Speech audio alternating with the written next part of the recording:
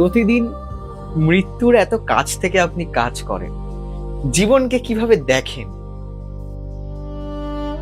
জীবন খুবই কঠিন, আর মানুষের ব্যবহার তো প্রতিনিয়ত দেখতে হয় যে মানুষ কতটা স্বার্থপর। এখানে আর মানে ওই রকম জায়গায় কাজ করে যে শিক্ষাটা আমি পেয়েছি এত বছরে, মনে হয় আমি সারা দুনিয়া ঘুরলে হয়তো পেতাম না। যে জানার বিষয়টা, যে মানুষের কাছে টাকা পয়সা সম্পত্তি বিষয় আশয় এছাড়া আর কিচ্ছুই নয়, আর কিচ্ছু মাইনে দেয় না। বাবা মা থাক, পড়ে থাক, পরে কাজ হবে, আগে জায়গা জমি ভাগাভাগিটা তো হয়ে যায়। এগুলো নিজের চোখে প্রায় দেখা। শ্মশানেই হয় এরকম?